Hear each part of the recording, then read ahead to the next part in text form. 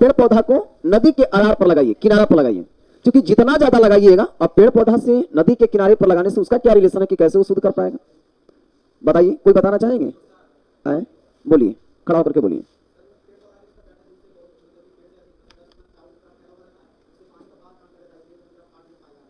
मैंने तो वो तो भूमि दिक्कत में चला, भूमि कटाव को, प्रदूषण को कैसे रोकता है, जल को गंदा होने से कैसे बचाता है, इस पॉइंट पे बताइए। पेड़ पौधा जल को गंदा होने से कैसे बचाता है? वो तो मिट्टी के कटाव को बचाया ना, जल को प्रदूषण को कैसे बचाएगा? सोचिए इस पर। और कोई बोल सकता है खड़ा होकर के? गंगा का जहां से बहाव होती है वहां वो कितने लाख करोड़ पौधा से होकर गुजरते हैं, और उसके जड़ तर से जब पानी निकलती है तो वैसे वैसे पेड़ पौधे हैं जो अपने जड़ के माध्यम से विभिन्न प्रकार के एंटीबायोटिक मतलब दवाइयों का श्रावण करता है। जैसे मान लिया जाए, आप कहते हैं हिमालय अब कहते हैं, बैठ जाओ, हिमालय अब कहते हैं ना, तो हिमालय अब तो हिमालय के पर्वत के आसपास पाया जाता है हिमालय अब का पौधा। अब उसके जड़ तर से पानी होकर गुजरेगा। अब बताइए, उससे टक्सोल नामक रासायनिक पदार्थ निकलती है, और वह टक्सोल नामक रासायनिक पदार्थ जो है कैंसर की दवाइयों में क्या होती है, यूज होता है। अब बताइए, जो टक्सोल नामक रासायनिक पदार्थ जो गंगे के जल में अगर घुल जाता है तो क्या वो हम लोग के लिए प्रदूषण को रोक सकता है कि नहीं रोक सकता है? अधिक से अधिक पेड़ पौधा को लगा दीजिए किनारे पे, तो उसका जो रूट्स होगा, जड़ होगा, वो बहुत सारे गंदगी को क्या करता है, अवशोषित करता है। जैसे बिहार शरीफ में हाल ही में उद्घाटन हो गया उसका, बिहार शरीफ में एक वैसे चीजों का डैम्प बना है, मैंने रिसोर्स बन गया संसाधन। एक केमिस्ट्री में तो नहीं पढ़ा होगा 9th क्लास में, प्यूरिफिकेशन ऑफ वाटर, जल का शुद्धिकरण, एक पढ़े थे एक समय था, है ना बुआ, जल का शुद्धिकरण। तो उसको 3 टंकी के माध्यम से शुद्ध किया जाता था, क्लोरीनीकरण टंकी, थिराने की टंकी और निस्यंदक टंकी। ठीक है, अब उसी प्रकार के बहुत बड़ा प्लांट बनाई गई बिहार शरीफ में, समझ गए? अब कह रहा है का जितना नली का पानी है और छोटे छोटे नहरों का पानी, उसमें डैम्प किया जा रहा है, मैंने जमा किया जा रहा है, और वो डैम्प करके मशीन के माध्यम से नली के पानी को पुनः साफ किया जा रहा है और फिर लोगों के पास भेजा जा रहा है। मतलब वो डैम्प बनने से हम एक चीज तो जरूर जानकारी मिल चुका है कि भविष्य में कुछ वैसा समय जरूर आएगा कि पानी का किल्लत बिहार में भी बहुत ज्यादा हो सकता है। क्योंकि आखिर बड़े बड़े वैज्ञानिक या बड़े बड़े जो बिहार के श्रोतागण होंगे, समझदार रखने वाले रखवाला, वो आखिर उसको जानकारी मिला होगा ना कि कुछ ना कुछ वक्त में, आने वाला वक्त जो होगा, बिहार में भी पानी का किल्लत हो सकता है। तब तो इतना करोड़ों रुपया, अरबों रुपया लगा करके इसकी निर्माण कराया गया, ना तो अभी डेट में कोई की जरूरत है, हमने के पानी की किल्लत है नहीं है। लेकिन भविष्य में ऐसा हो सकता है, पर्दा गिरा दो जी, भविष्य में ऐसा हो सकता है कि किल्लत हो जाएगी। तो इसी को लेकर के देखिए बड़ा बड़ा डैम बनाई जा रही है। हर एक नदी में अब नियम निकला है कि हर एक नदी में जो है, बड़े बड़े नदी है, उस सब नदी को डैम किया जाए ताकि पानी को सुरक्षित रख सके हम लोग। मैंने सब में डैम बनेगा, समझ गया ना? और भी कैसे रोक सकता है पेड़ पौधा? पेड़ पौधा इस तरीके से भी रोक सकता है कि वह मिट्टी को यदि कटाव रोकेगा, तो वह मिट्टी के कटाव रोकेगा तो मिट्टी जो है पानी में नहीं घुल पाएगा, और जब पानी में नहीं घुल पाएगा तो वह प्रदूषण होने से क्या होगा, बचेगा। ऐसे भी हो सकता है। नेक्स्ट कहता है ध्वनि प्रदूषण। तो ध्वनि प्रदूषण कैसे रुक पाएगा? आप कहते हैं कि ध्वनि प्रदूषण, ध्वनि का मतलब है कि आवाजें तेज से आ रही है, और अब तो कोचिंगों में लोग चिल्लाता है कस के, कोचिंग में तो लड़का इतना चिल्लाएगा बाप रे बाप, जैसे लगता है कि इससे ज्यादा कोई बेहतर पढ़ने वाला लड़का नहीं है, ऐसे चिल्लाता है। चिल्लाते हो कि नहीं चिल्लाते हो? इसमें कितने लोग हैं जो चिल्लाता है कहीं कहीं ज्यादा कंठ फाड़ के एकदम, देखते सीटी मारेगा, अगर टीचर को कुछ बोल दिया तो पीछे से सीटी मारेगा। मारता है कि नहीं मारता है? अच्छा बात है मारना ना। हाँ चलो ये लड़का, आप बताओ, आप कहते हैं कि ध्वनि प्रदूषण हो रहा है, और आप इतने ज्यादा साउंड वाला बाजा बजाते हैं, प्लस में क्या देखते हैं, क्या बोलते हैं उसको, अब तो ठीक है, बाइक में नहीं लगाता है वो, देखिएगा स्पीकर है, एक बार मार दिया तो लगे कई बार टर्न टर्न करते रहता है, और बहुत कसकस की आवाज करती है जी। अब किसी के सामने यदि मार दोगे तो कम बेचारा धड़कन वाला वो धड़क जाता है कस के। अक्सर देखा होगा डीजे के सामने डांस कर रहा है, करते करते गिर गया और चला गया। एक प्रकार का कुछ ध्वनि प्रदूषण है। तो एक तरफ हम लोग कहते हैं कि ध्वनि, अरे लड़का खड़ा हो, आकाश, आकाश खड़ा हो जाओ। काजीरंगा राष्ट्रीय उद्यान कहां स्थित है? रंगा राष्ट्रीय उद्यान कहां स्थित है? खड़ा विकास। कान्हा राष्ट्रीय उद्यान का क्षेत्रफल कितना है? बस इसके पहले वाला चैप्टर में हमने लिखवाया है, लिस्ट बना के लिखवाए थे। कान्हा राष्ट्रीय उद्यान कहां, कितना क्षेत्रफल है उसका? सीधा खड़ा हो पहले। जिसको खड़ा कर दिया अभी तुम समझो भर क्लास खड़ा करेंगे। गप करना एकदम बेगुनाही है, सॉरी गुनाह है जी, बेगुनाही तो मतलब दिखते नहीं, गुनाह है एकदम। बोलो जैव विविधता कितने प्रकार का होता है? तीन, दोनों मिल के बताओ। जैव विविधता कितने प्रकार का होता है? दोनों मिल के बताओ। कौन कौन? हाँ दोनों मिल के बता दो, दोनों को बैठा देंगे।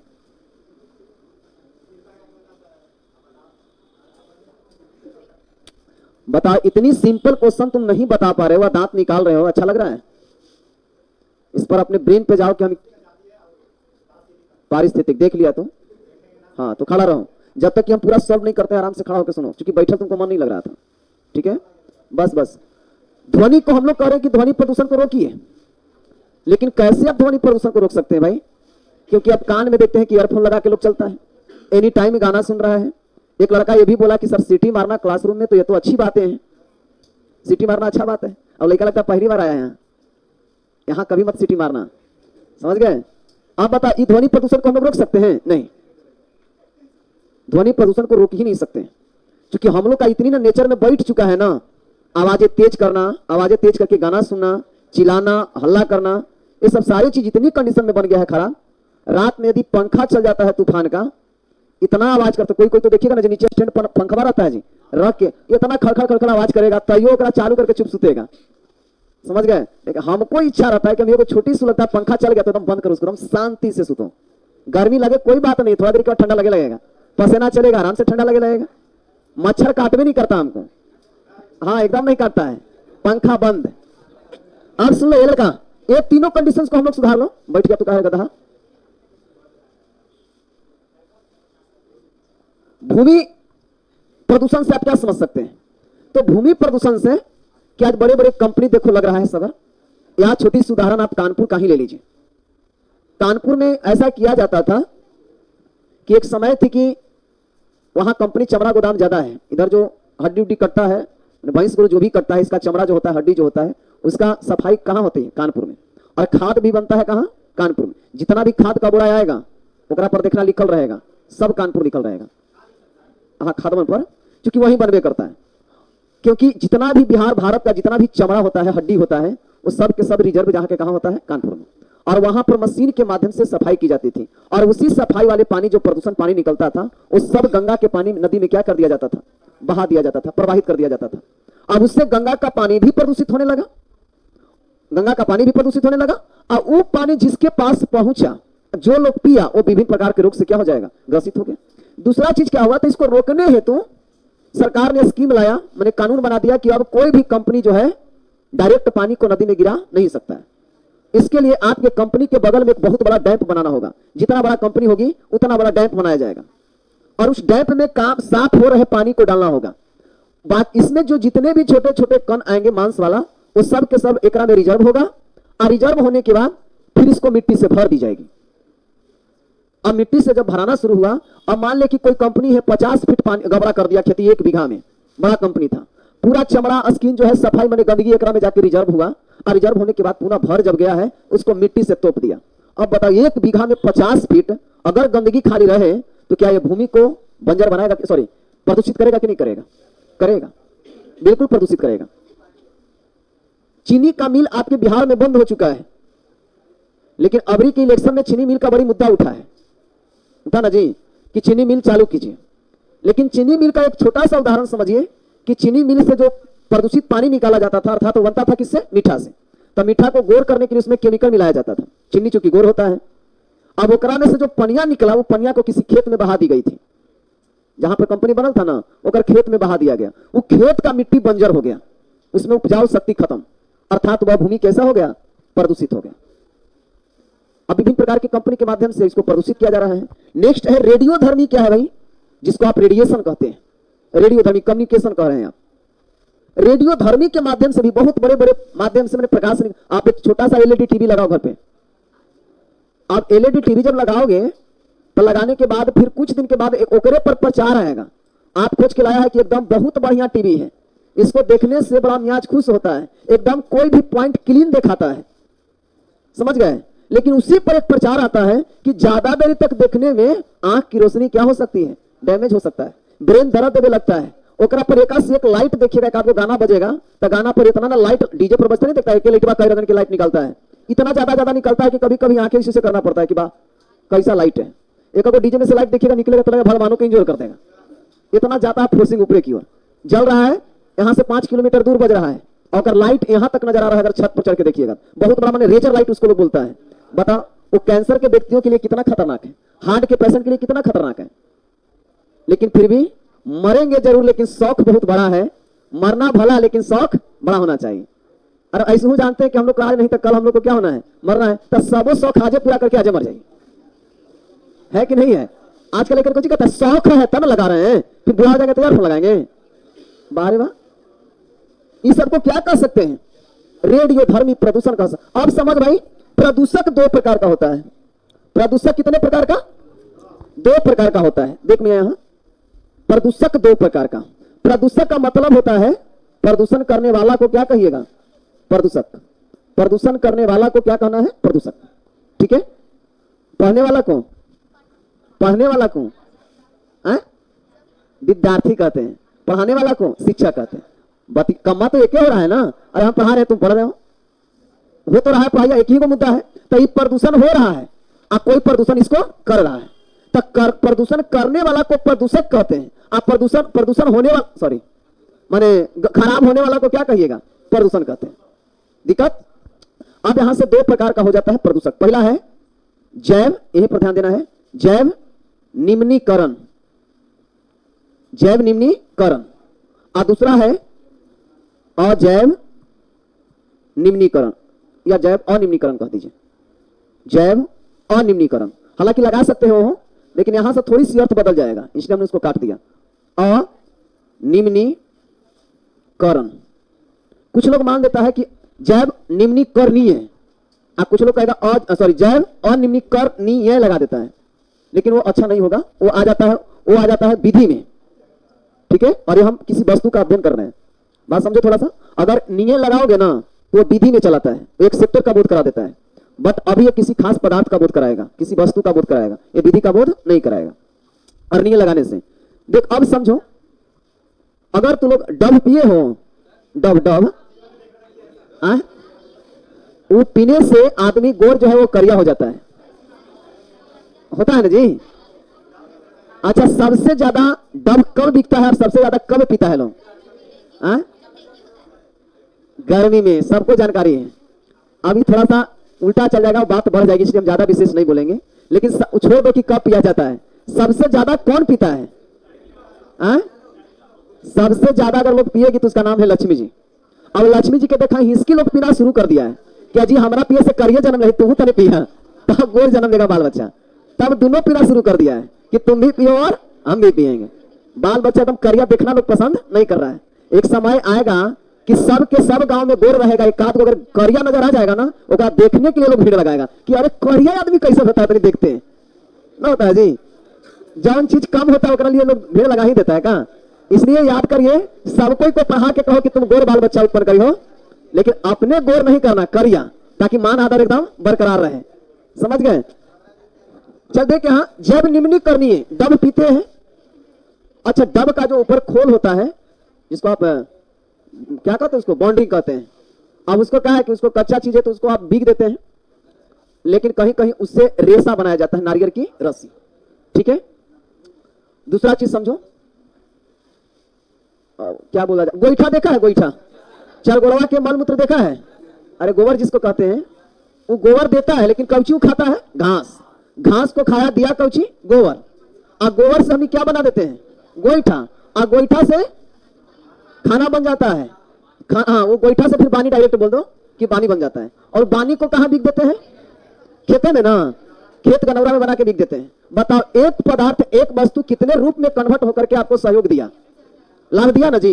एक कहलाया जैव निम्नीकरण, माने वैसा पदार्थ, वैसा वस्तु जो एक रूप से दूसरे रूप में कन्वर्ट कर करके उसका उपयोग में लाया जा सकता है, उसको कहते हैं जैव निम्नीकरण। लेकिन जिसको एक रूप से दूसरे रूप में कभी बदल नहीं सकते, उसको कहते हैं जैव अनिम्नीकरणीय। जैसे जैसे बताइए, प्लास्टिक, चमकील पॉलीथीन। हालांकि अब जीवाणु का खोज हो चुका है कि अब इस सिस्टम बंद हो जाएगी, पढ़ाना बंद। क्योंकि वो प्लास्टिक को खा करके दूसरे रूप में कन्वर्ट कर देगा। ऐसा जीवाणु का खोज हो चुका है।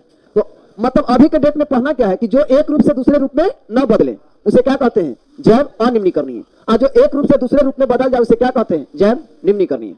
अब थोड़ा सा क्वेश्चन आ जाइए जो आपको पूछा गया है स्टार्टिंग में।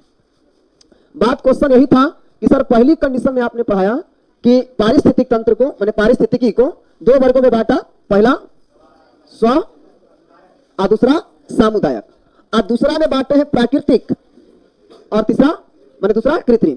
सामुदायिक का मतलब क्या होता है? सामुदायिक को प्रकृति ने जन्म दिया है जरूर, लेकिन सामुदायिक का मतलब क्या होता है तनी बताओ। समुदाय का मतलब होता क्या है?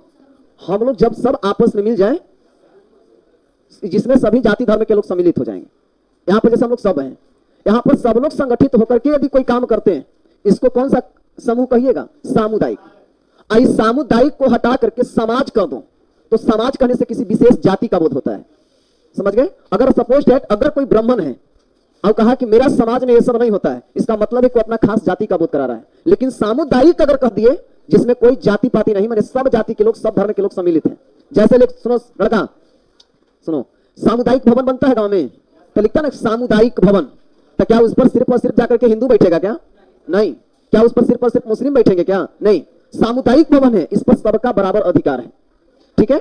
लेकिन समाज का ये मंदिर मस्जिद, क्या मस्जिद में जाकर के हम लोग कुछ कर सकते हैं? नहीं।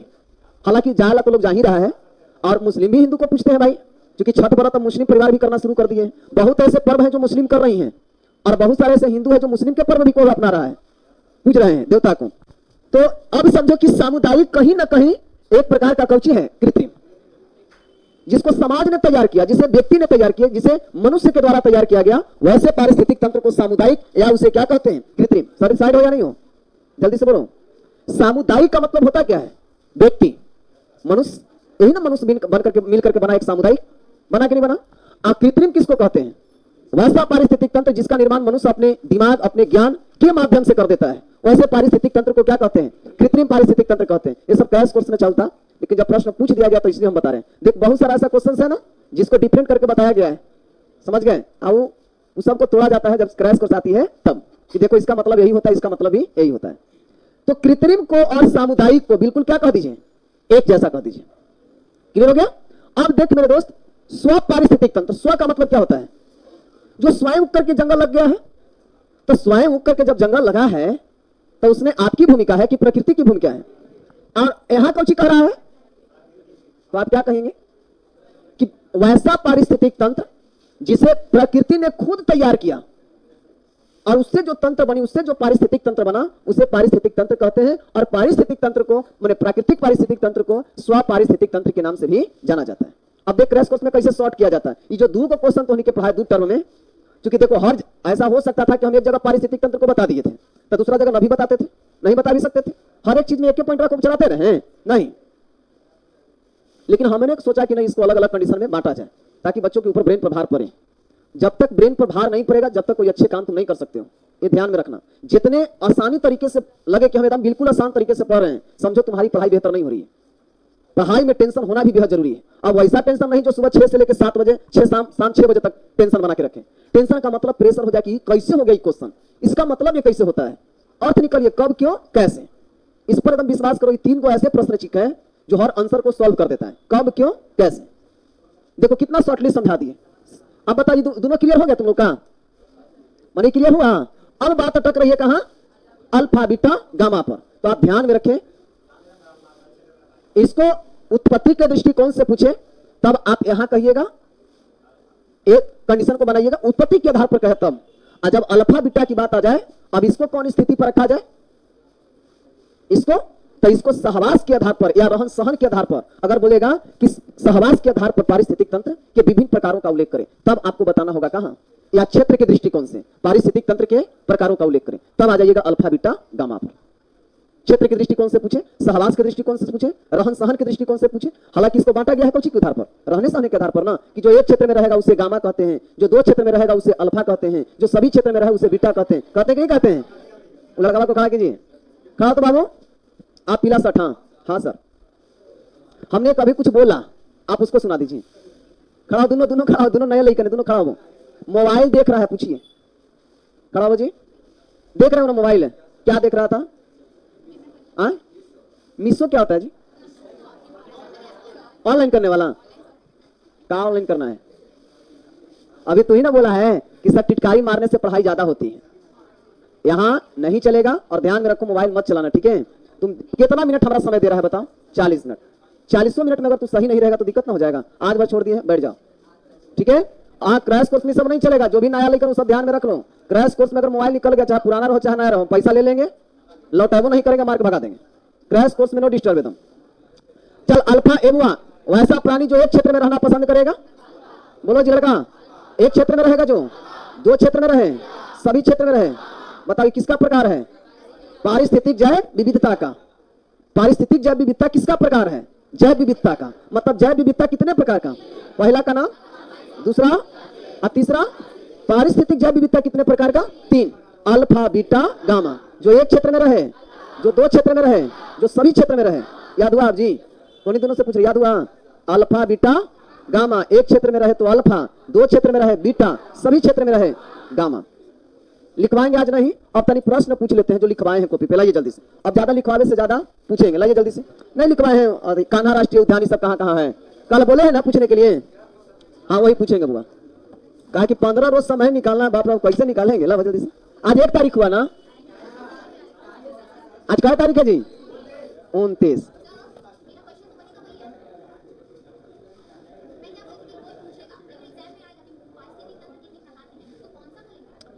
अभी आपको मैंने क्या बोला कि अगर उत्पत्ति के आधार पर पूछिए